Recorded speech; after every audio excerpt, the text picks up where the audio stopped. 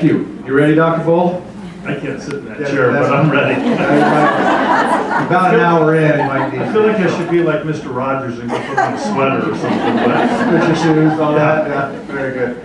Well, I have a number of questions up here I received, and what I'm going to work to do is combine them in a way that makes sense in a more global way. So as you put questions forward, if you ask about my child's classroom, I'm going to try and make it a more global question so it applies to everybody. But I will combine a lot of the questions. And we're going to start you off with an easy one. You ready? And I have a lot of them up here, so I'll go ahead and start, and then we'll take some questions from the audience. So first, high school start times. I'm going to read this one to you as it's written because it might give you an opportunity to go further from your just comments just now. With the budget issues subsiding, and with recent studies again showing the detrimental effects of teens not getting enough sleep, are we talking about high school start times and changing them? Thank you. Well, that was a soft toss. Thanks for starting there, Scott. So I think there's two pieces there that I want to speak to. First off is the beginning statement, with the budget issues subsiding. I just want to clarify again, the state economy is doing really, really well. So I don't want anybody to leave here thinking that I'm suggesting otherwise. The economy in the state of Colorado is robust. It's the funding that comes into schools that becomes the issue. And one of the pieces that, whether I'll be able to bring this into the conversation today or if we do some town hall meetings around the budget, one of the things that is a reality for us in a district is we are not growing as a district. Our enrollment is relatively flat. Historically in Cherry Creek, when you would grow by about 1,200 students annually, when you were funded by inflation and growth, growth was very helpful. When you move to flat growth, it really does change the amount of revenue that is available in the state unless there's additional funding that comes. So a little caveat there. Now let me talk about start time. The American Academy of Pediatrics has taken a position that I think that we all know. And that is that adolescents, especially adolescents in the latter part of adolescence, need more sleep. And yet we start schools, high schools, at 7:10 in the morning. Now I will tell you, as I'm getting older, I'm really looking forward to the time that I need less sleep, because there's a rumor out there that that happens. I have not yet found it. So I really understand that 7:10 in the morning is really, really early. I would remind you that we went to 7:10 in the morning because of budgetary issues in the past. Specific to the question, we actually have a group right now. It's a fairly large group. Scott, how many are in that group? About 30 of us. We have about 30 educators that are starting with the question, if we were going to start school later, what would it look like? And I've tried really hard to shape the question to avoid all the reasons why we can't, and instead charge them with, let's assume we can. Tell me what it would look like. And that's the work that they're doing. Now, in the ideal world, I would love to start high school later, and middle school after that, and elementary school after that. And at the end of the day, dismiss high school, middle school, elementary. But we've got to look to see if that'll work. And if there's an impact on transportation, what does it cost? Because if it takes more buses, we just have got to set out there, we can do it. This is what it costs. If we were to stagger something like that, what that means for parents of elementary age students is that there is a cost in the morning for daycare, perhaps not in the afternoon. If we were to start later, we have to have the conversation about the very large majority of our high school students that are in co-curricular programs. And what does that mean about what time practices and rehearsals and events start? Subsequently, what time do they end?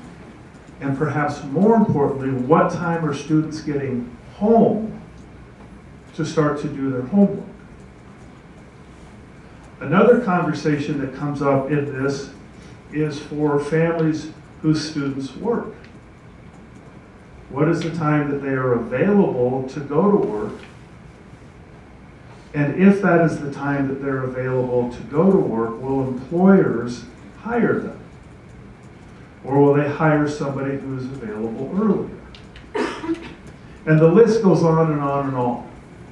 But what I know is this: 7:10 in the morning is very early. It's very early. And we are taking a very sincere and genuine look at that.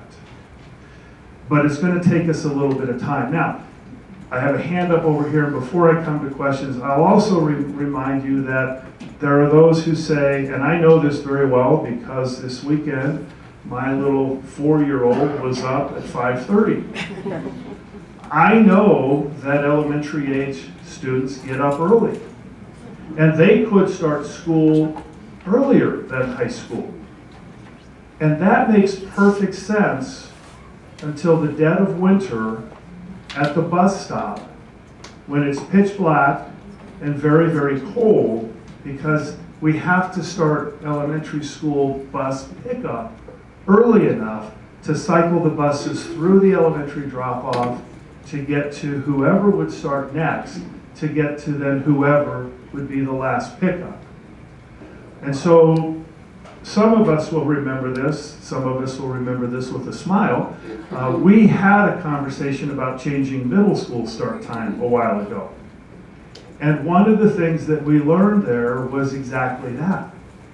Elementary parents don't want their children out at the bus stop at 6 or 6:30 in the morning for a 7:30 school start. And I understand that, I do. And it's something that I would strongly advocate against.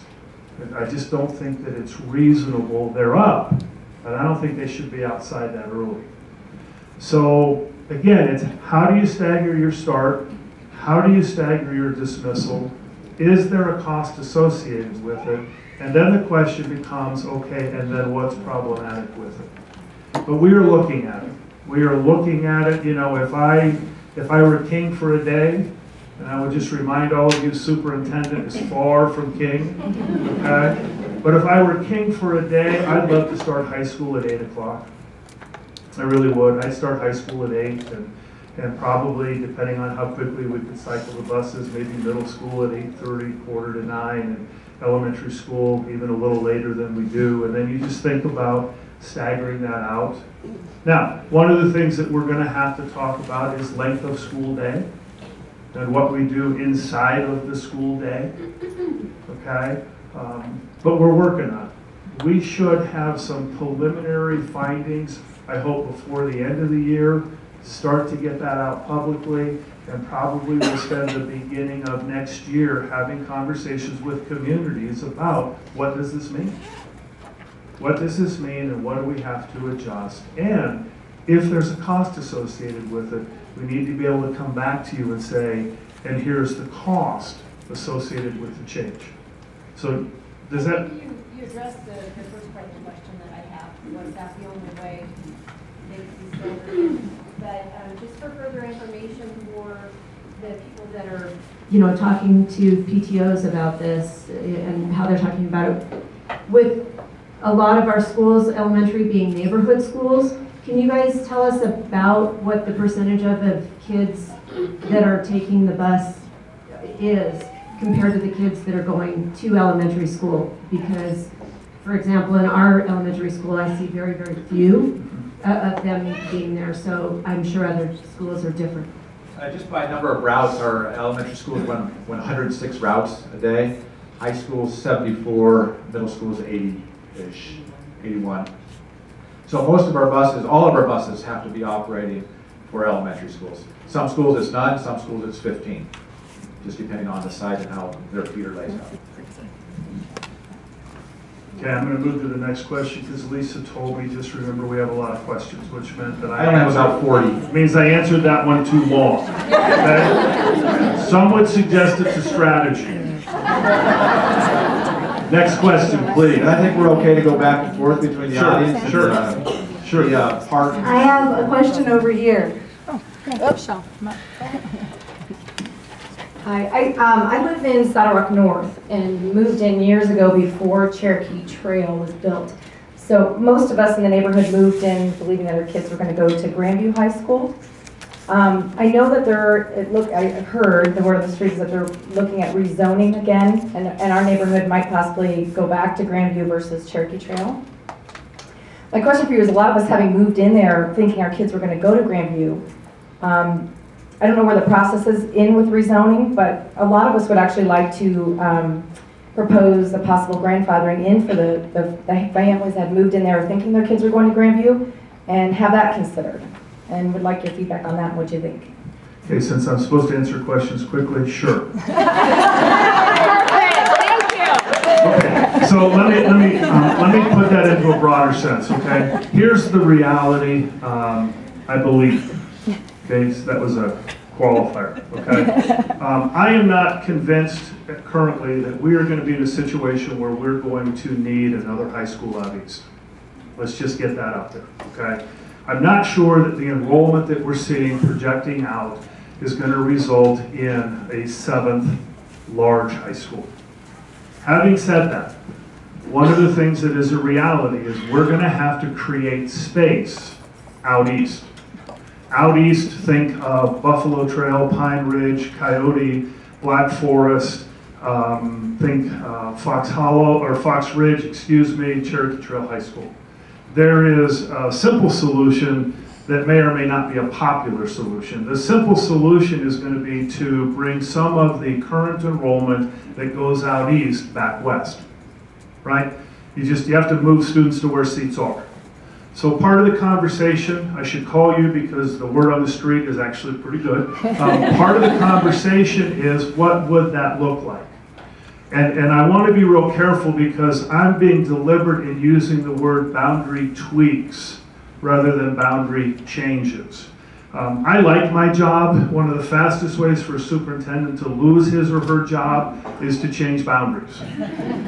But boundary tweaks we might look at. So the answer is we are looking at that. Now, specific communities and the like, what we're doing, and Sheila Graham and her group are doing this, we're actually going into schools, into attendance areas, into communities. We're assigning numbers. And we're saying, if we were to look at X, how many students would leave this school and come to the next school or to another school? So we're looking at that. I don't have answers yet. As we start to get some scenarios, we're going to come out to the public and say, here's what it is. I would tell you that historically, school districts, including Cherry Creek, have tried to grandfather. And the answer is I think we can talk about grandfathering as long as it's affordable. One of the issues that happens with grandfathering is there's a cost associated with it. So how long are you willing to absorb that cost, if you will, versus just saying, we've got to make the move and we have to do it in order to create space. But we are looking at that. And just real quick, could it be something that even then maybe it affects school of choice, for example? That could be a kind of a priority beyond the people that work in the district, then school of choice might be. One of the ways that you can help yourself in enrollment is a liberalization of choice. But remember, in that liberalization, it's typically a one-way liberalization. And those who would like to go the other way in the liberalized approach are not necessarily as excited about those who are excited about moving the other direction. But you're absolutely right. A related question, Dr. Bolt, is the district looking at more of a challenge school type structure or school on the south side of the district? It relates to some of the size conversation you were having. Well, one of the things, I'm going to qualify this for a second. When you talk about south side of the district, somebody's got to help conceptually determine what the south side is. One of the things that you talk about if you're looking at like a K-8 challenge school or something like that, The answer is I think we absolutely have the opportunity to look at that. I think we have the opportunity to look at that through programming and also to manage enrollment. But remember that what you have to have is land. And so right now what we know we have is land, but most of the land that we currently have is land south and east. So my qualifier there is south side. South is really long across the district, okay? If you start talking about southwest, we don't have any land. And nor is there very much land for us to even consider. And the price of any land that would be there probably is cost prohibitive. We have land southeast, and I think most certainly can have a conversation, would be interested in a conversation about what could we do and what could that look like. And again, the beauty of that in my mind is it addresses both programming conversation and enrollment conversations. Okay, does that help? Okay, I have another question over here. Okay, could you tell us what the ramifications, personal or academic, would be for current 5th grade students to not take the math PARC or I'm not sure what it's called, the PARC or the CMAS test this spring? I'm just going to stop real quick. I have about 20 right here that relate to CMAS, PARC, Common Core. So I'll ask you just to talk more generally about that, and then I have some specifics, and that would be one of them. I'm shocked. I didn't think you did a single assessment. Lisa, how much time do we have? Okay, so let me kind of wander into the assessment conversation for just a second. In the broadest sense, I think there's two things that are coming to the forefront around assessment from a parent and student perspective. First off, it's what I would describe as the over-the-top or overabundance of assessment. Said differently, I think for me personally, I'm only going to speak for me, I just think that we're spending way too much time assessing kids. I say to teachers all the time, I don't know when you have time to teach the children what it is that we're assessing them on. Okay? So that's kind of an overarching piece. There's a second part that's really starting to emerge this year. And it is a concern, a protest specific to PARC, the test.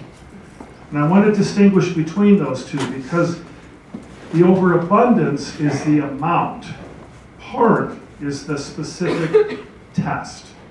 But both of those are coming to the forefront. Now, let me visit a little bit about parents and then the school district.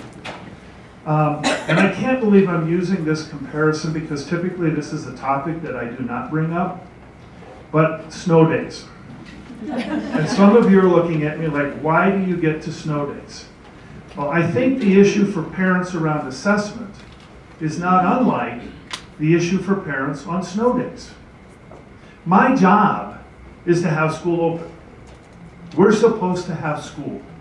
And as long as we can have school on a cold or snowy day, we are going to. But as parents, you get to decide if you send your child or not.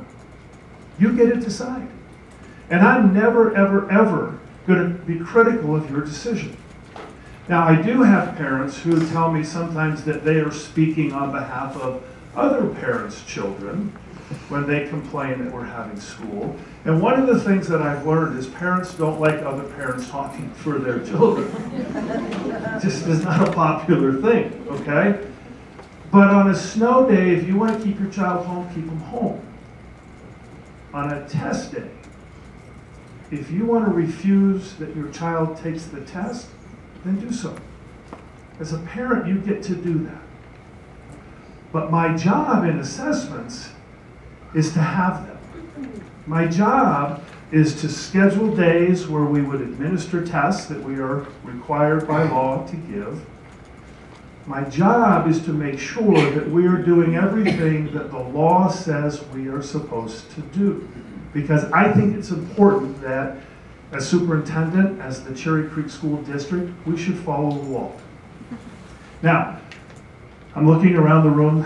Some of us grew up in the 60s, not all. I know about civil disobedience. I've had lots of conversations with people about civil disobedience. But civil disobedience is what individuals do. Civil disobedience is not what school officials do. So as a parent, if you don't want your kid to take the test, send a letter to the school. Please don't do 4-page letters. I've gotten some of the most fascinating letters, and I have to tell you, some of the citations that are in those letters, quite honestly, they're not accurate.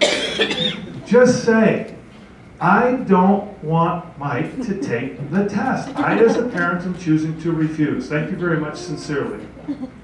And then keep them home. Okay? So let me go a step further. Now, what are the ramifications of that? Currently, the ramifications of that is if you are below 95% participation, it is possible that the school or the school district will drop one accreditation rating.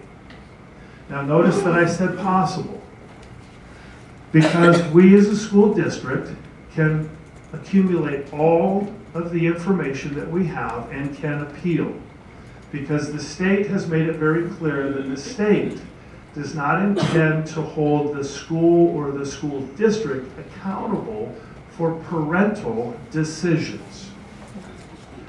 The only thing that frustrates me there, and I'm looking around, I don't see Ryan Silva here. Where's Trista? Oh, there you go. I'm so glad I came today. And so am I. Because we have a tub. I'm not exaggerating. We have a tub. It's probably about this wide, and it's probably about this tall of all of the documentation that I can take to the Colorado Department of Education to clearly illustrate that while 25 students showed up to take the test on Thursday, the CMAS test at Cherry Creek High School, and 26 on Friday, that as a school district, we did what we were supposed to do, and now I can appeal. Okay? Here's my frustration, and then tell me if I'm getting at your question. My frustration is this. The law as it currently exists right now, whether it's inside of the state or at the federal level, unfortunately is starting to pit parents against schools, parents against school districts. And those are the places we should never have something that causes that to happen. We ought to be the best partners ever. We should do nothing but work together every single day. And so I just remind you that what we're doing is following the law as we're supposed to. What you can do as parents is choose to hold out, and then let's let the repercussions see where they go. Okay? Let's kind of see where that goes, because I think the landscape is changing. Mr. O'Brien talked about the number of measures that were already introduced on assessment. What I would tell you right now is anything that's already been introduced on assessment is going to fail. So just forget it. Okay? Don't even pay attention to it. What everybody's doing right now at the legislatures are trying to float out ideas to see where people are going to land. There's going to be something that has some meat on the bones here pretty quickly. And what I think we're going to see is a movement to less assessment. Okay? I do believe that. I think the 1202 committee did a nice job and started to set the stage for that. I think we're going to get to less. I just can't tell you how much. But remember something, and then I promise all that. But remember something, is not everybody agrees with me. Not everybody agrees. There are a lot of people that think that we should leave assessment alone. There are some people that think that we should have more assessment. Okay? And so that's the part that I just ask that all of you remember. So I'm going long, Lisa, I'm sorry, but please, you have a follow-up. Well, but as far as the kids are concerned, and we've heard all about placements, middle school is a big deal. They're getting ready for high school. So if our fifth graders don't take this test, is it going to affect what classes they get into in 6th grade? And will the teachers hold it against these students that they didn't take the test? Okay, I appreciate the question. Here's a flaw in that. By the time we get the test results back, the kids are already going to be in middle school. Some of us have been told differently. Yeah. Don't worry about it. Okay? But this is my point. See, you and I shouldn't be not arguing. We shouldn't be enemies about assessment. We shouldn't be. We ought to be talking about what are the things that we need to do for our kids to make sure that our kids are doing what they need to do, that they can learn, that we're getting them ready, that we're putting them in the right placements, that they're having the right experiences, and we should be talking about that. That's what I think. Scott, you had a question? That actually answered it. It's the use of, what do we look at when we make middle school placements from elementary or high school placements when was CSAP and TCAP, now Park CMAS comes to late. It's really a body of evidence. Map, explore, plan on, teacher recommendations, all the different things we use. So that's what we'll continue to use as we move forward. Now we might have to, in our system, expand that concept of body of evidence. Okay? I'll be more than willing to admit that. And I'll also recognize that not all kids test well. Okay? So if we have this incredible dependency on tests, it might not reflect really what a kid can do. So that's that expansion in that conversation about really where do kids belong in it. Remember something else. The other thing that I think we got to do, and the elementary people are going to gasp when I say this, in middle school a little bit less. But you know, I think we make the best decisions that we can, but sometimes we need to pause and say, you know what, that might not have been perfect, let's adjust. I just do. Okay? I think there were also, just to piggyback on that, will it have an impact on the teachers? Because we know that teacher evaluations are now tied to state assessments. So if we have a whole lot of kids who opt out of those, where does that leave our administrators for evaluating or that piece of evaluation of our teachers in the district? You know, so did everybody hear the question? The question is what about teacher evaluation and the part of assessments that's tied to teacher evaluation? Okay. Let me answer the question by asking a question. What if there were no assessments assigned to that teacher because those kids didn't take it? I mean, what would we do? We would go back and we would talk about what our principals do and our assistant principals do all the time in concert with our teachers, and they work to talk about improving teacher performance. Okay, I'm going to go out on a limb and tell you that I don't think that 191 is a very well thought out evaluation model, because I'm going to forever argue that the intent of the tests ever was for the outcome to be assigned to a particular teacher. Okay? See, one of the things, now I'm going to start to editorialize a little bit, which means there'll be more questions maybe. One of the things that really bothers me is this national agenda that tries really hard to make schools like business.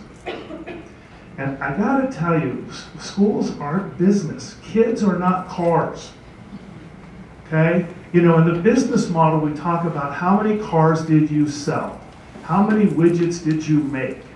You can talk about how much business you brought in. Those of you that live in the business world, you know that. When it comes to children in the classroom, you know what? It doesn't work. And the assessment model, the evaluation model that we have right now is predicated on this kid to this teacher. Listen, when you go to our elementary schools right now, there's a fluidness to how we organize kids every couple of weeks. Teachers sit down and they look at student performance and they say, you know what? These kids need to be over here with this teacher and these over here with this teacher for math, and then we're going to shuffle it again and we're going to come back in.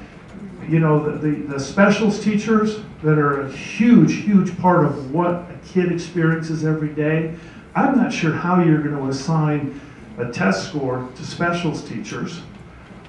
Teachers at the secondary level that do multiple things, that teach a class in an AVID, or something like that, or student leadership. I mean, I just think there's challenges there. Now, what we've done is we've tried to move to collective, and I'm going to come back to answer your question. We've tried to move to collective attributes, where we're saying, Here's how the kids have done in the school, and that's attributed to the teachers at a very high percentage. We've made some adjustments for schools that are highly impacted with poverty and the like. I mean, we're trying to keep the assigning of test data to a teacher as reasonable as we can. But I think your question is a good one, and I don't have the answer right now because we haven't lived it yet. Okay? I think we've talked about the PARCC and CMAS and testing. Part of the question was also around the Common Core standards and our thoughts about those standards, and then secondly, how they impact special education students and gifted and talented students. And so Dr. Scupa, Dr. Cobb, and Dr. Krull are also ready. Okay, I'm gonna turn that over there in a second. Let me do a real broad brush on the Common Core. I could give you a history lesson of the Common Core. You've probably already heard it. Remember, the Common Core originally was a bipartisan effort of governors across the United States. Republicans, Democrats, all kinds of people got together to establish new standards that would be applied in common across the country, because there was a time where everybody thought that that's what we needed to do to improve education. And then all of a sudden the Common Core became a very political issue, and people started to get upset about it because it was a Democratic thing or a Republican thing and all of those kinds of things.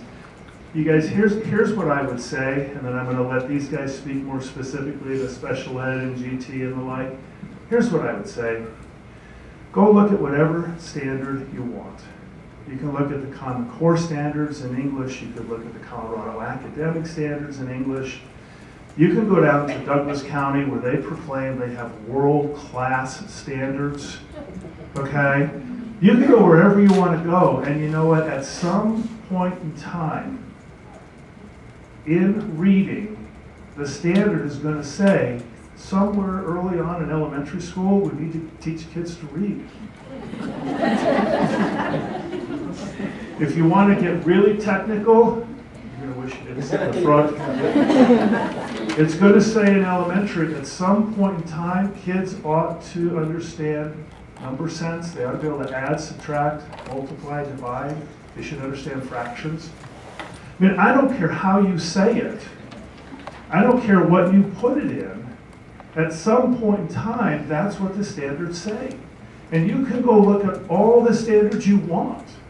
And when you get down to it, that's what they say. That's what kids ought to be able to do. And I think what's happened is we've politicized this topic. And what it's done is it's polarized us.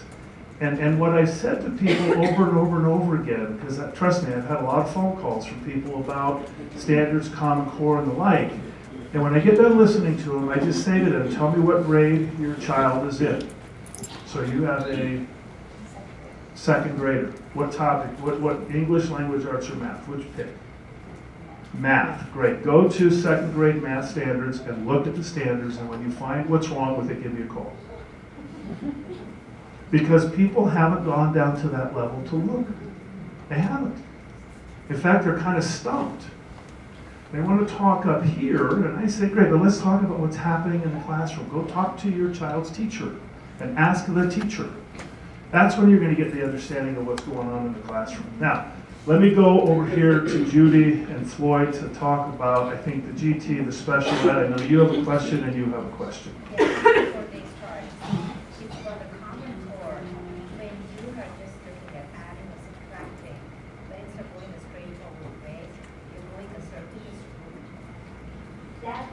Reinventing the wheel of adding and subtracting. So the question is it's really about the teaching of.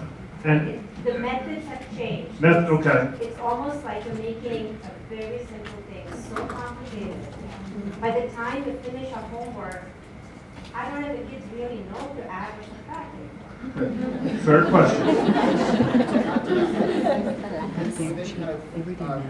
Teaching kids learn their way. Whether, as a teacher, that's what you do, you try to figure out how a kid's going to learn. And when you hold them to a standard that they're not going to understand, but they get it another way, it seems like their kids are getting penalized for that. They've learned it, I can teach them one way, the teacher teaches them another way. And my kids come home and tell me, Dad, I can't do it that way. My teacher tells me it's wrong. I think that's what bothers me as a parent when that's placed in their heads. Good. So I'm going to let Judy talk to both of those for a second. Here's what I would tell you. and I'm going to give this to you, Judy. What's fascinating to me is I have not yet had a single person talk to me about reading or writing in the context that they talk to me about in math. Okay, and what I would suggest to you in part is, and I'm not disagreeing with you, please don't, this isn't a debate. But what I would suggest to you is part of what we're teaching kids right now in understanding math is different than what parents learned, and subsequently parents are very frustrated with what is being taught in math. Okay, and I understand that, I do. But I'm going to let Judy talk to that for a second, and then can I come back to your question? Can I say something first? Sure. So my child goes to Mountain Vista Elementary, and we're the first one to use bridges. And I always find it funny because I was very frustrated with my daughter and with everyday math. But the district is moving to bridges.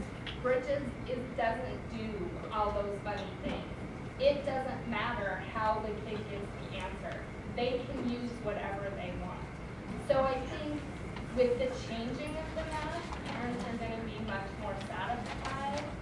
And the everyday math that we've been having doesn't have anything to do with Common Core, but you see a lot of that out there, like on Facebook and stuff, and I always laugh because I'm seeing the exact opposite. I see because of Common Core, we're going to a different program that I think does give the kids more choice and is more like what we did and is more basic math. Thank you for that. And I would tell you that I did a building visit at Mountain Vista, was it last week? Last week, and there's some pretty cool stuff going on in math. Now, I'm going to quit talking to let Judy talk. And then we'll come back to math real quick. Thank you, Harry. And I do appreciate your questions. And as we look at standards, and as we have shifted to a new set, one of the things that I will also say is standards are not new to us from a state or from even a national standpoint, is that standards have been with us since the late 1990s. It's just that we've gone through a revision. And the revision of those standards the intent was to increase rigor for students so that they would be college and career prepared when they left high school, and that the variety of options would be available. So there are deep thinking that have gone into the standards, and they truly are there, number one, to reflect a higher level of learning, but also those standards do reflect what we desire for our students, so that they are going to be prepared when they leave college and career. And so that's going to be a shift from the last set of standards that we've had. A standard is just that, is it represents a level of expectation of learning. We talk a lot about the standard of saying the what. What should a student be able to know, do, and understand? The how part comes into that instruction. And Harry, you're right. A lot of the conversation is around mathematics. And we know that in mathematics, as we look at the performance of our students, is we've gone much more from when I learned math, which unfortunately was back in those 60s with Harry, so we are children of the 60s. It's very different. It's very conceptually based. And we're asking children to approach mathematics, number one, they've got to understand those algorithms without doubt, but to be able to take that algorithm and to apply it in a variety of different situations. That's the level of rigor that we are seeing. I really do appreciate your comment. We know when those standards shifted that the materials were lagging just behind, and thankfully we've got a great group of principals and Dr. Cobb's team who have done a tremendous job of going and finding materials and really assisting teachers in attaining those standards. Now, when we take a look at standards that are at the grade level, what does that mean for a student who may be with a plan, an IEP plan, or a student who's on an advanced learning plan? And I will assure you that every day a teacher approaches their work and looking at the personalization of that instruction for that student. And so when we look at the standard, the teacher looks at what do I need to be doing differently to meet the needs of this child who is demonstrating A, What do I need to be doing differently to meet the needs of a child who is demonstrating B? So my best advice to you is just like Dr. Bull, talk to the classroom teacher about what are the modifications that are being made in instruction to really support the learning of your child, depending on where their needs are on that continuum. Dr. Bull, another question over here. Yes, I have a question as it relates to these testing issues. I've worked since I've been in the district for several years with the PASS committee and later the district PASS. And so as I hear, throughout, as we talked about the achievement gap over the years, there's been different, things thrown out there. But now that we have standards that are hard for everybody else, this whole issue of, well, opting out of tests and I'm not going and it's too hard for my kid and they're crying at the table. And so when we talk about equity in the school district, really, where are we with that? And so, and on those same lines, I know some elementary schools have close to 30 kids in the classroom. And so if we have 30 kids and we have different types of learners and we have equity issues and you have one teacher, unless there's, I know with ELA and if there's special needs children, they get the aides in the class. But if you have 20 some odd kids and different learners and equity issues and all this other stuff, and the math is hard and my kid is crying, what are we going to do about that? I know that was a lot of a question, but...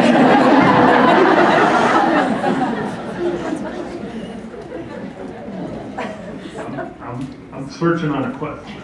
If I could, I think a lot of it, and I think this is just my personal opinion on that, that's a great question first off, but I think a lot of it has to do with us as parents too taking more of, I think it takes a lot of us as parents. I think we've put a lot of pressure on the teachers because we expect them to teach our children everything that they need to learn. But I think as much as us as parents need to take that as much initiative to make sure our kids are learning that as well. Yeah. So let me see if I can. So you're going to hear the high school person in me for a little bit, okay? But understand that those of you who don't know me, I have 4 young children also. So I've got an 11-year-old, a 9-year-old, a 6-year-old, and a 4-year-old. So trust me, I'm in the throes of the math conversation, okay? Some of you have heard me say this. I don't do math homework, my wife does. But you know what, sometimes, and I used to say this all the time as a high school principal, it's supposed to be hard. I mean, it just is. It's supposed to be hard. It's supposed to be challenging. And we have to help our kids with that. Trust me, I've had many a night with tears about how hard it is. But at some point, we have to help push our kids through it a little bit too, because it's supposed to be challenging. Now, having said that, I would also tell you that I'm really glad I grew up when I grew up, because what we're asking kids to do right now is significantly different than any of us as adults have experienced. I'm amazed at how we've pushed things down. Okay, we've taken content that before sat at a higher grade level, and we have really pushed it down. And I will tell you, there's times where I have to pause for a second and ask, is this really the right thing? I'm just going to be real honest with you. But I think it is supposed to be hard, and we have to help kids over that. Now, in some settings, are there greater challenges? There absolutely are. And what we've got to continue to try to do in those settings, as you're describing, where you've got a variety of learners and you've got kids that are impacted with a variety of different things, is we've got to continue to try to mobilize resources that provide a greater level of support for the kids who need it.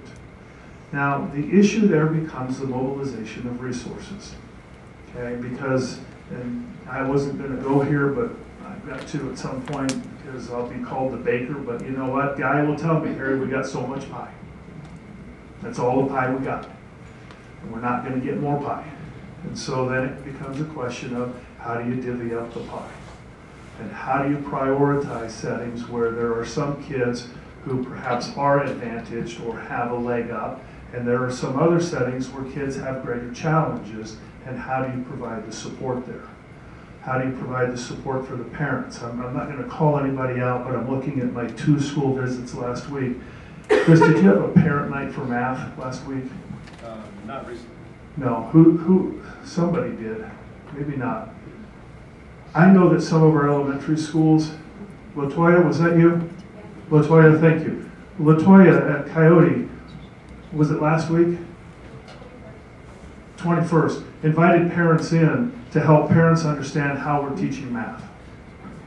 Okay, not to give parents math instruction, but to help parents understand this is why we're teaching math the way that we're teaching math, so that parents better understand the why. Okay, and like I said, math is the place that we really get hung up on because it's different. You spoke to that, you spoke to that. And I'm not saying one way is right or one way is wrong, but I think the more that we can get parents in to help parents understand that this is how we're teaching math and this is why, I think we get a better understanding. And I know the schools are working on doing some of that. Boy, we're going to be stuck on math for a long time. Please.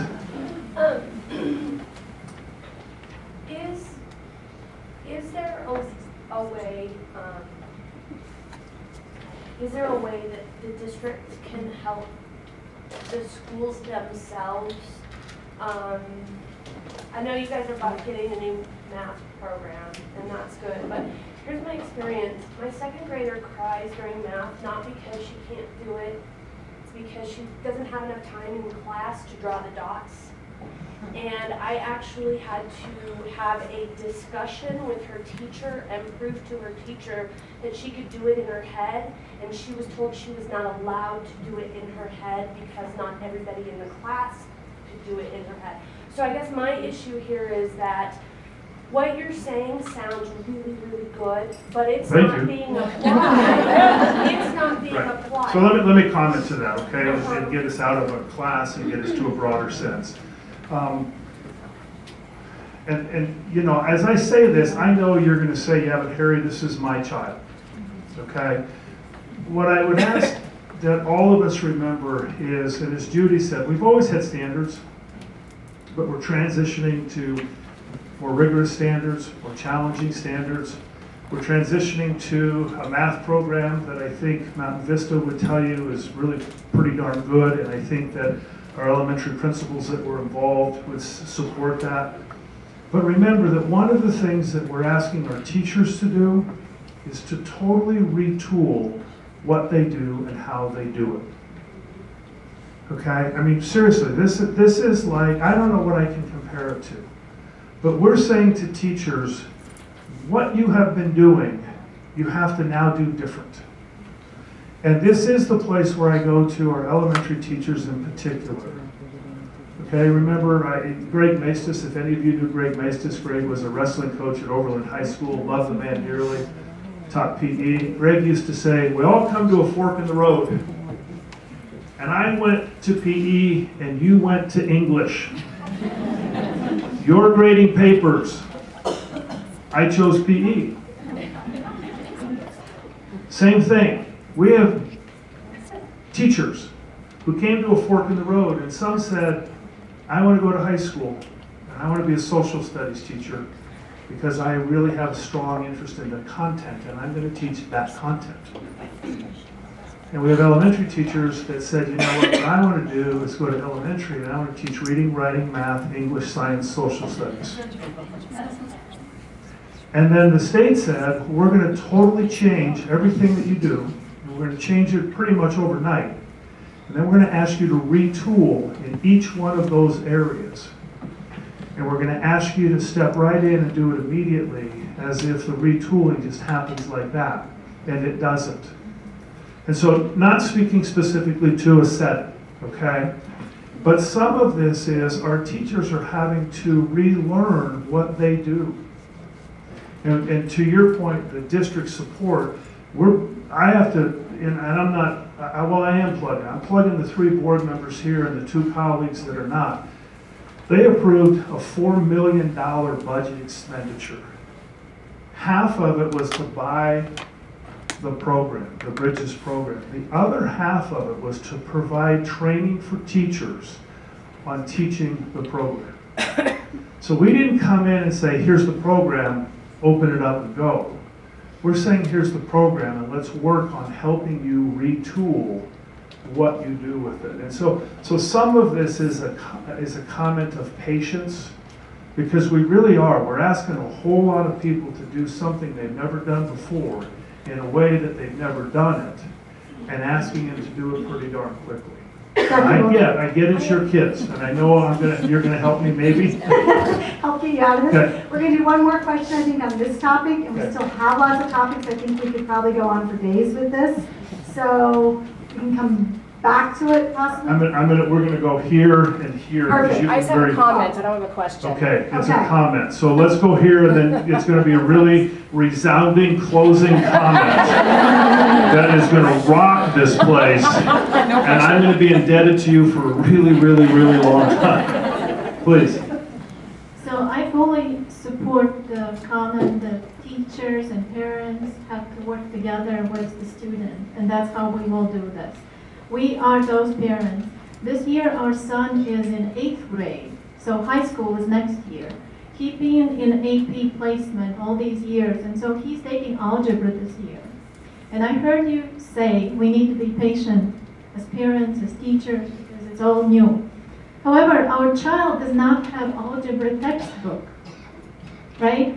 When he wants to do a homework at home, he has no resource. There is no workbook, there is no, internet site where he can go. He has no resource. We can't help him. So he goes to homework club to get one-on-one with teacher. Is that the wisest use of teacher's time? And second part of the question, we see a lot of worksheets, right? He has like multiple worksheets daily, and he turns them in, and teacher doesn't even give feedback. The grade is based on, did you turn in the worksheet? Which seems strange as well. What's the point? So one thing that I'm going to ask is, because it's a pretty specific question, I'm going to ask that you visit with Scott afterwards so we can have a conversation specific to the school. What I would tell you is, let me go to textbooks first. Okay? Textbooks are fascinating because by the time they're published and we get them, many of the things in the textbooks are obsolete. Textbooks are also incredibly expensive. They're incredibly expensive. Is there a more efficient way for us to do it as a school district? There is, and that's for teachers to make, to provide parents with information to sites online that provide that information. Okay? Now, there's a cautionary comment there because notice I said for teachers to support parents in providing those connections, okay? Because I know some of us will be surprised to hear this, but not everything you see online is fact. And that's part of the challenge. Now, to the homework club, I think homework club is a really creative solution for teachers to provide additional support for kids who need it. I also applaud schools that have students helping students learn. Because I will tell you, sometimes kids learn best from their peers than they do from teachers, okay? Because kids can explain to a kid what's going on. Now, I know your question's specific, and we're going to get back to you on that. And I'm going to come over here for the resounding closing comment. And since it's so good, I'm going to give you my mic. Oh, no. Well, now it sounds like I'm just kissing up, but I was going to commend the district that they offered a 4-evening or afternoon course last year about the new math. And I was a skeptic, and I went to it, and I came out going, okay, I get it. I know why they're doing it now. And so I would just suggest that maybe they offer that again, or they do an overview of it at each of the schools and try to get it out, or do a sheet on the website to explain to parents why they are doing the new math. Thank you. And I'm going to, as we pass the microphone back, introduce some staff that supervise principals in schools. So if you want to ask a question later, John Kennedy Middle Schools, Chris Smith Elementary, Tara Hellman Elementary, and Jennifer Perry Elementary. So they're over here in the corner. You can corner them. Now, one thing is, Scott, before you go, you guys, here's another concern. There's been legislation introduced. State Board of Education has already voted along party lines. My concern is this: if all of a sudden as a state we say we're going to abandon the Colorado academic standards, something that we've been working really hard to support teachers in retooling and getting materials and all of those things. And then for what I would suggest are political reasons, people say, well, we're just going to stop that. Do you see how disjointed that is for educators? And that's one of the things that I'm really concerned about. We do these kind of knee-jerk things, and you know, educators are reasonably compliant people until you become a superintendent, okay? But really, when somebody says this is what you've got to go do, we go do it, and we work real hard in good faith to do it. We have retooled our entire system to align with the current standards, and for all of a sudden somebody to say we're just not going to do that anymore, it's a problem.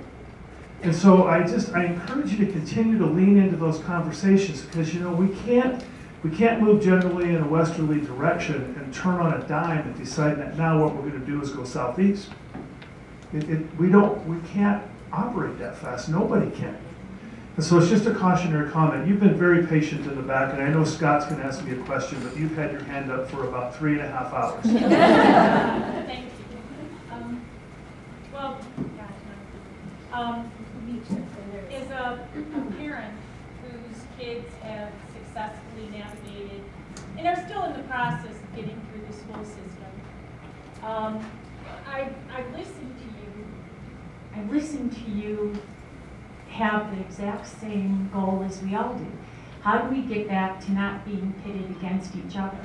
And then I listened to you say, you know, teachers had the choice to go into high school settings, into elementary school settings, and then came the whole crux of the situation is where now teachers have no choice, didn't have much voice, and are now being told to retool things that they're not sure where it's come from. Were educators involved in the retooling process? Has there been enough study between the correlation of what's being asked of them and the results we all hope to achieve?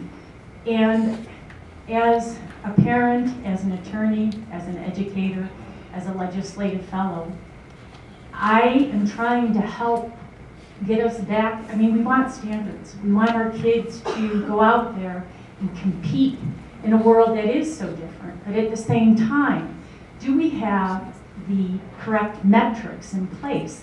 Have the teachers bought into that? How can we get back to be a unified force like we used to be? Very good question. So two thoughts that I have. First off, what I hear when you say get back, you know, I'll always say this: the good old days are never as good as we remember them. And I think your question is a really spot-on question, but part of my answer is I don't know that we've ever been there in education. I think that we change without metrics. We change without necessarily involving lots of people. You can go back, I'm going to come back to Judy, in the 1960s. I mean, you know, Nation at Risk, that was in the 70s. Nation at Risk totally changed. The 1960s was Sputnik. 1970s was Nation at Risk. Okay, I mean, you can go to these historical points in time in education where we said, oh my gosh, what we're doing is not good. We've got to do something different, and we jumped on and did it different. The irony is we did it different until we decided that that wasn't good, and then we did something else different. And we're in the throes of that right now. So I hear your comment on that end. The part that I would say on the other end is this: when I talk to principals and when I talk to teachers and when I go into classrooms and I look at what kids are doing, I do think that most people think the stuff we're doing is pretty good. I just do. When I go to high school and I listen to where our kids are going to college and what they're doing after high school, and when I interact with kids who have graduated, what I can say with a great deal of confidence is our kids are prepared. Kids in Cherry Creek are prepared. Now, are there exceptions? Of course there are. Okay, there are some kids that for a variety of reasons don't avail themselves to opportunities that exist in school. there are some kids, mostly males, who mature later and make better choices later, okay? But my point there is, I think we're doing pretty good.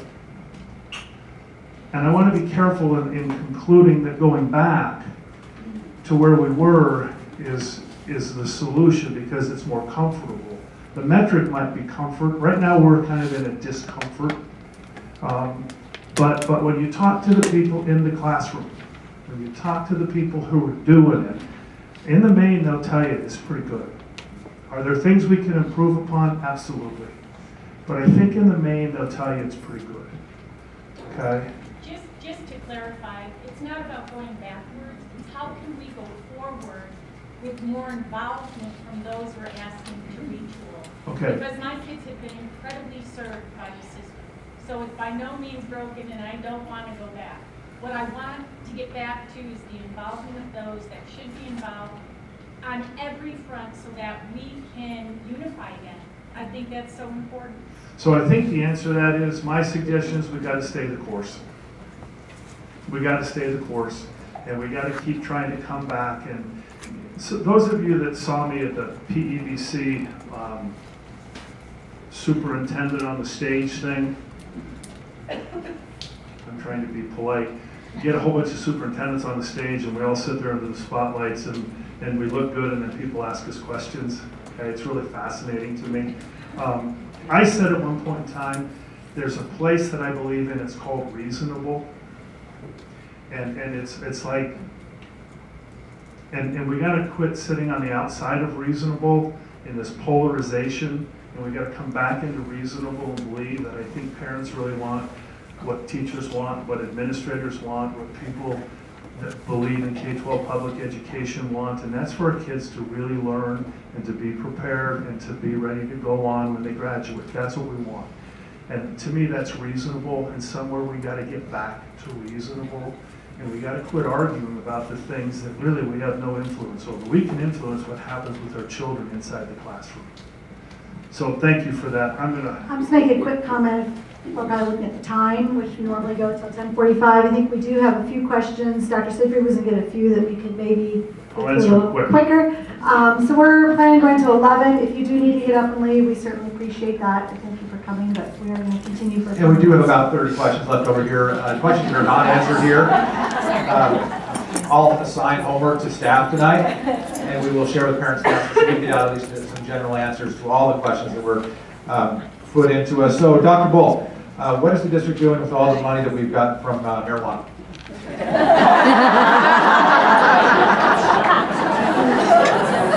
Have you guys seen Guy's office? Deck, hot tub. We got to keep the CFOs happy. Let me talk about marijuana real quickly, guys. Right now, we haven't gotten any money from marijuana.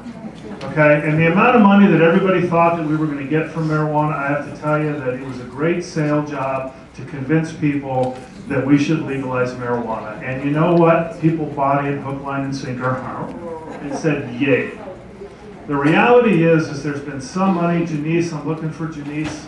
There she is. There's been a little bit of money that's available for some grants around education, around marijuana use.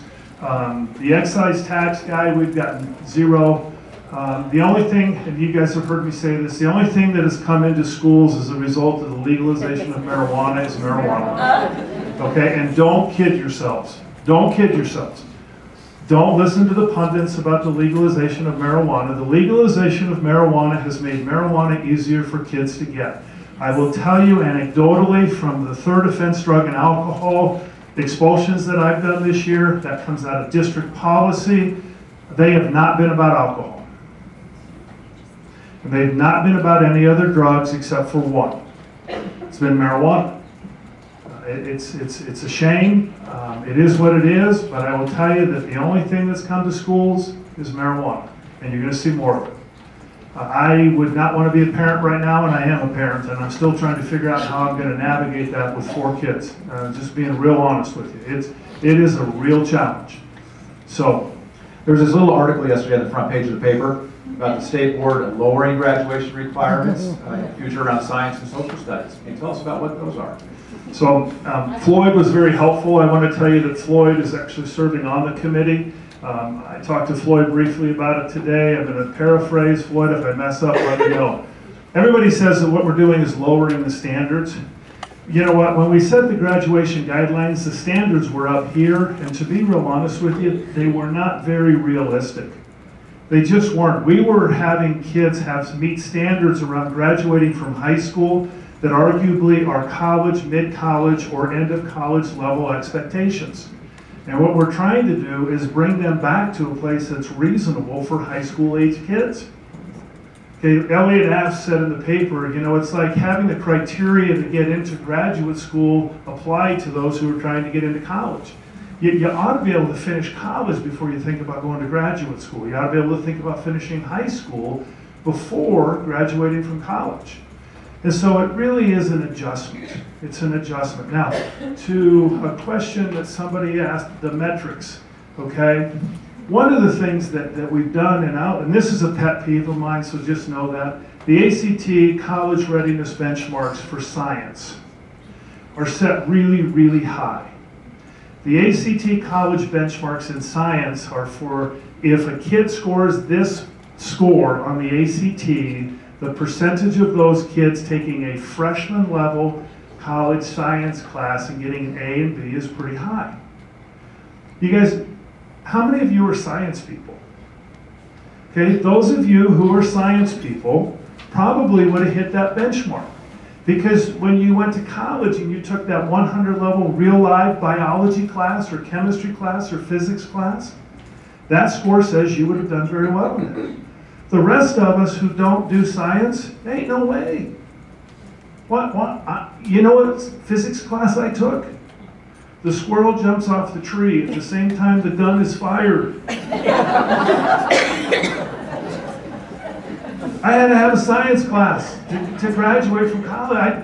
Trust me, I didn't take the physics that some of you took. I don't have an interest in that. I don't. And chemistry, how many of you are chemists? Proof, 1, 2, special people. The rest of us don't have to do that. What we have to do is be able to get into college. Remember, you laughed when I said the maturity thing, but notice I didn't point you out till later. Okay? We got to be able to get into college and get our kids into college and have them be prepared to do college and then pursue their interests. Scientists, look, Richard Charles is over there. Richard Charles is our resident STEM person. I affectionately call him our resident geek. Richard, pull out your pocket protector. Show him. Look at that. Seriously. Richard Charles has a pocket protector, and I love him for that, okay? But I'm not taking those classes that he took. And that's the thing. So what we got to do is bring our guidelines back to something that's real for kids. And remember, the goal is for kids to go to high school and graduate.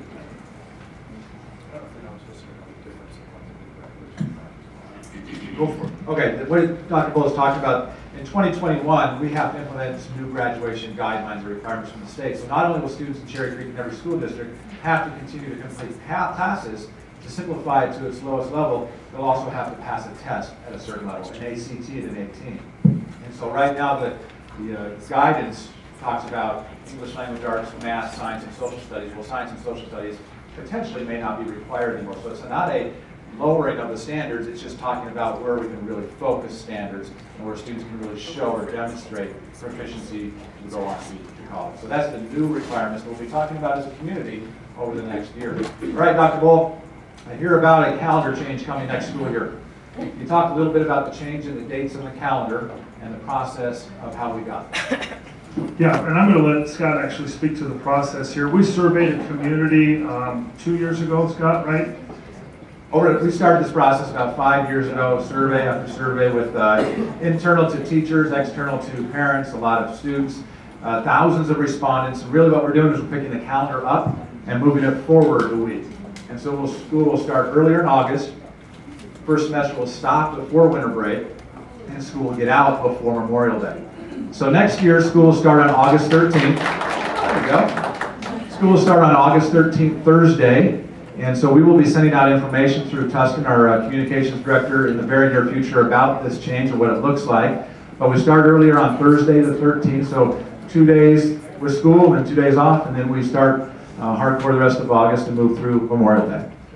So remember, everybody that's anxious about the start time of school, keep their number and talk to them when we are done at Memorial Day.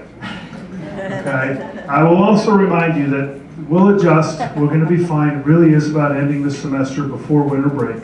Okay? But remember that calendars cycle 7 years.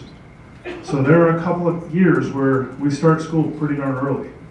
Okay? And then you move back to not as early a time. Okay? But that'll start next year. And one of the questions that always had come up, and I think came up again today, is why don't we just do away with fall break and continue to start the year later? Okay, so let me answer that question real quickly. I would much rather change boundaries than talk to you about getting rid of fall break, okay? And I'm fine being on record on that one, okay? I would redraw, oh, she's gone, but I would redraw the district boundaries before I would take away fall break. Please, you have a question. However, it is regarding that for the transitional schedule, though, we start August 5th, which is terrible compared to everybody else. And we would get out before June, which is fine for some people, but for us, it is way too cool in June to be able to enjoy the summer activities. I would much rather go further into have summer longer into August, where we can actually do those summer activities like swim. And once school starts, my kids who also have learning needs like ADHD, there's no way that they can go swim and get their homework done.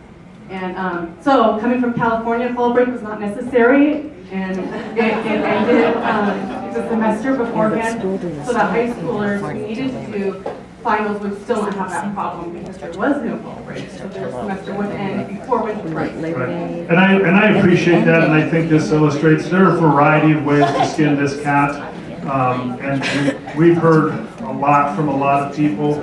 As Scott said, we've gotten a pretty good response on our survey, and at some point we make a decision. I know it's cooler in June, I get that, but there really was a strong, I think, sentiment in particular amongst people who have children at high school to find ways to end the semester before winter break. Okay? Well, one more question. Please. Actually, it's not a question, it's a statement, since I spent a lot of time with Dr. Siegfried and with some of you regarding this topic.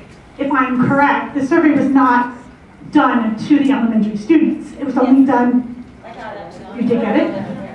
Okay. It was done district-wide. Everybody had an opportunity. Okay, and I was also told that it was done prior to some of our students even being enrolled in elementary school. Well, it very well could have been done prior to some parents, students being enrolled in elementary school, because we don't know who those parents are prior to the children coming to elementary. So I have a 5th grader, and I was told that this has already been started prior to him even starting elementary school. Well, and I have a feeling that we've had this conversation before. And remember, I want to talk globally, and what I would tell you about the calendar change is there are those who really like it and those who don't. And that's kind of how it works sometimes. I would suggest that we had a process. I would suggest that we had feedback. I would suggest that prior to the start of next school year, people generally are okay with it, not saying really excited. I know we'll get comments in August when we start early, but then this will just become how we do business. And again, what I hope is that parents in particular at elementary who are frustrated with this, wait till you have a child in high school and you finish before winter break. I can assure you, I think the difference of that is significant. Dr. Bull, we're going to go on to a new subject here. We're going to try to squeeze in a couple more topics before we... So this is on one of the cards, so you can find my card and trash my card. So I feel like when you talk about this cliff that we're about to fall off of in the next couple of years, at the end of that, I think there's going to be a mass awareness throughout the country about a severe mental health issue for both of our teachers and our students regarding stress, anxiety, and all that's going on with all of these changes. So when we also talk about the separation between parents and schools and kind of this more confrontational nature that we seem to be at right now, I'm wondering what we can do through parent council and different organizations to help get this grassroots effort moving forward to help find a way that we can constructively help support our teachers to help defray some of these mental health issues that are arising right now.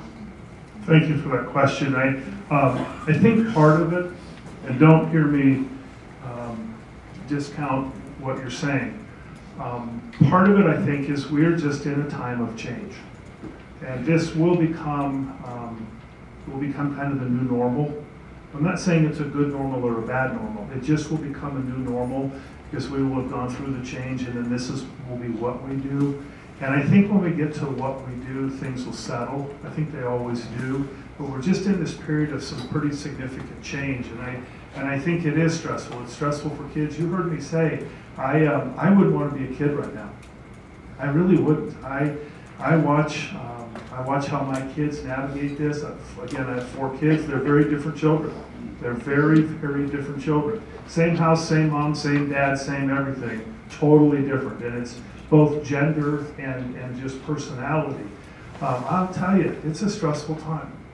And it's a stressful time for our teachers. And what I hope is that if we can stay the course, that things are going to settle a little bit. Now, to your point around support and mental health and the like, as a district, we have for the last 3 years added to our mental health staffing. Not significant, as much as we could. Are we going to need more? I think we're going to have to look at it. The problem becomes, now I'm back to my pie conversation, because I got so much pie. So we can add mental health and decrease somewhere else. We can increase somewhere and decrease somewhere else. And that's part of that conversation that we're having, really in the context of what we've talked about today. Can I add? Please. So you also said nobody really speaks to the reading issue, and I'm hot and heavy on the reading issue. So with the mental health piece, I think becomes, when we look at K through 2nd grade learning to read, and then 3rd through 5th grade reading to learn, and then you don't get an identified issue really until closer to 5th grade as math becomes 3-dimensional and you bring our reading to our math. I think that there are a lot of kids, and this is a nationwide problem, being mislabeled as learning disabled and needing IEPs who don't even necessarily need that, but they're so misunderstood that that drives the mental health crisis on a child's standpoint. And then on the teacher's side, the teachers don't have the resources or the equipment to even know what to do with that child. So how do you differentiate when you don't even know what you're differentiating for? And differentiation is really an expertise. So I think we need to help figure out how we're going to embrace the whole differentiation issue. And I'm going to take that as a statement rather than a question and Sure. say I agree. Okay. Okay, please. So sort of 2 parts. When I go into my elementary school, I think we have great staff, I think we have great teachers, and when my kids are in their classrooms and I actually get to see what they're doing, I think it's awesome. And I think probably a lot of people would say the same about their middle school, their high school, their elementary, that when you are able to see them in their classrooms, our teachers are phenomenal and they're doing a great job. What I see as a parent is this huge series of distractions on letting that classroom work happen. Like the financials, huge impact. As a PTCO president, probably all of you are in this, how do we raise enough money to get our schools the resources that we need? I didn't think I was going to be responsible for, raising $100,000 a year and to truly impact and help my school. I think everybody looks around that.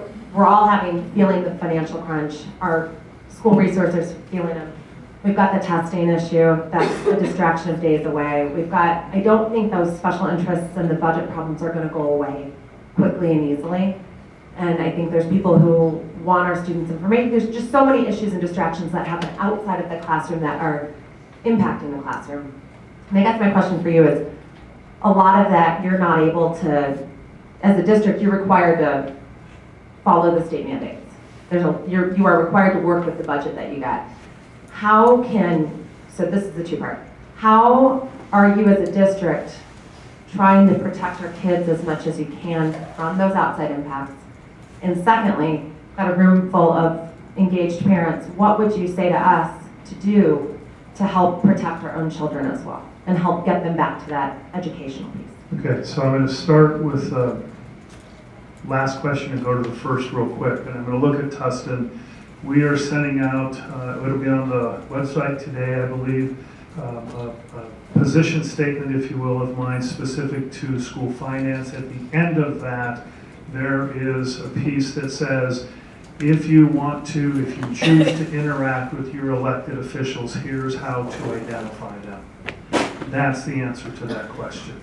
Mr. O'Brien spent time last week representing not only school districts in the state of Colorado, but also the Cherry Creek School District, talking with our congressional representatives. That's how to do it. We're talking about the reauthorization of the Elementary and Secondary Education Act. That's federal. Talk to them. Remember, that's where the testing requirements are. Downtown, Tustin will have that on the website. Reach out to those people who are elected officials in the state of Colorado and talk to them. Talk to them about your point. Talk to them about your point. Talk to them about assessment. Talk to them about the things that they are making decisions about to do, arguably to us. Mr. O'Brien talked about it. Local control, we have 5 elected school board members who were elected by the constituents of Cherry Creek, who I believe should have greater autonomy and greater authority about making decisions for the Cherry Creek School District, not elected officials that don't even know anything about Cherry Creek. So that's number one. Number two, how do we protect our kids? Principals, I'm going to say this. I hope you have them out. If you don't, get them out. Last year, I stood here before ADCO and I talked to them about a story that I'd read, Yvonne Chouinard. Yvonne Chouinard is the founder of Patagonia. Yvonne Chouinard is a person who has always said, break the rules, make it work. Okay? It's a rebellious spirit. Every principal got a pirate flag. Okay? And I asked them to display it in their office somewhere, subtly. If you come to my office, on the back of my door is the pirate flag.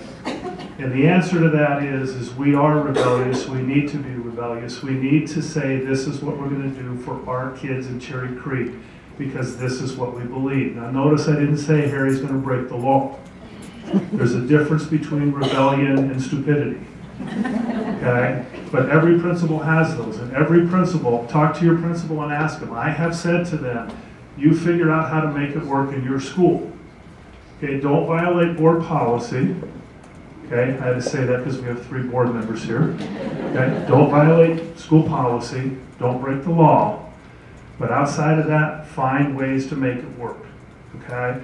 And one of the things that I think is so crucial in Cherry Creek is we have great neighborhood schools, but they're neighborhood schools. Why? Because I want the principal to work with the parents in a neighborhood to say, you know what, this is what's important for our kids. Back to the question about equity, the question about high impact schools, I have to tell you that what's happening at Willow Creek is different than what's happening at Highline. Why? Because they're totally different communities.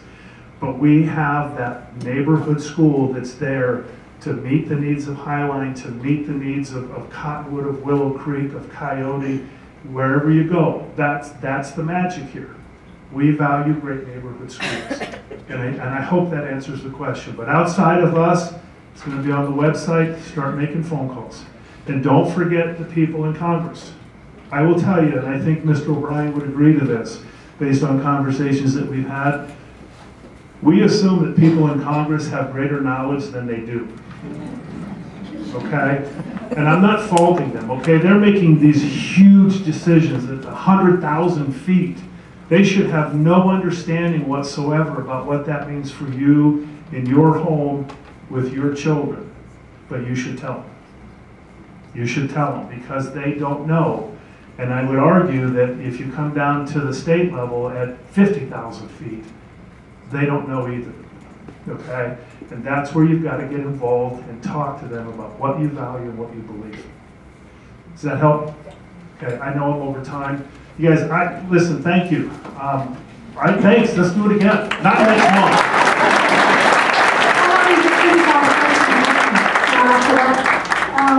One point was brought up, and the lady had to go, but a really great point is while all of you go to your accountability meetings at your school levels, a lot of these questions, a lot of these issues are discussed there, and then you can discuss them specifically for your school, your classroom, and your kids. I know tonight Midge is being brave, and she's putting on the hat that Harry wore this morning, and she's having a Q&A at Greenwood. PTOs help organize those at your schools and get the questions answered on your school level. One last thought is where's Karen Fisher, our board member. Happy birthday. Happy birthday. All right, thanks so much for being part of this. Oh, one last comment is we will get the answers to the questions that did not get asked. If you're on our email list, we will get those out to you. They'll be